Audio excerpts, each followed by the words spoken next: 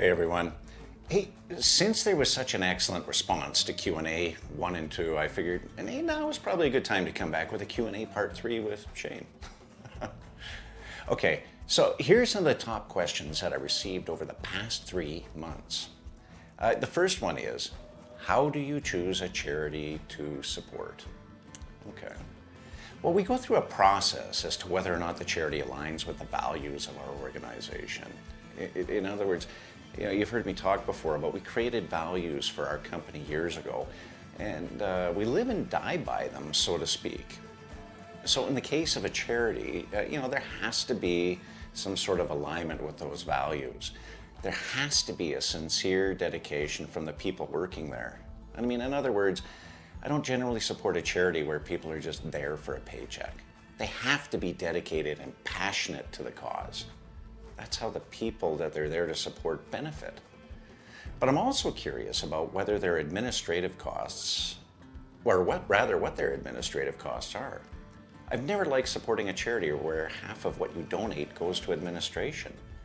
That to me just seems like administrative bloat, and the people in need lose out in the end. The next question, have you ever been bullied? Of course I have.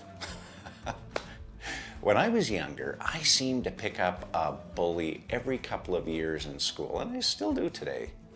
I mean, no, I've never been quiet with my opinion. I've never put up with bullies and their bullshit.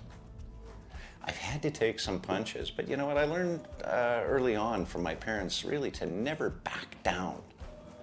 Now, the odd thing is, bullies have issues of their own, and in quite a few cases, those bullies became friends or acquaintances, which is kind of cool,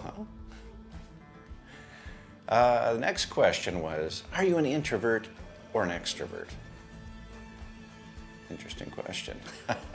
My husband, Matt, observes that when I go into a large or a small social situation, a switch flips. I can be the most chatty, most extroverted person and have conversations for hours. I mean, he thinks it's exhausting. But he also notes that I shut down and I become very introverted at some point, and likely because of mental exhaustion. So what does that make me? I don't know, is there a label? A high-functioning introvert? I'm just me. Next question, who are you voting for in the federal election? That's probably the best question so far. I think I'd identify more as conservative, but I'm just kind of right of center.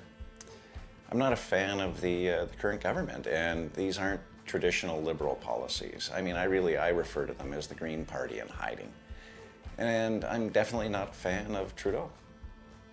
I find the man to be obnoxious and arrogant and somewhat narcissistic, and those are qualities I don't believe anybody wants in a politician, because they end up being so self-centered and think of themselves first rather than the people who elected them.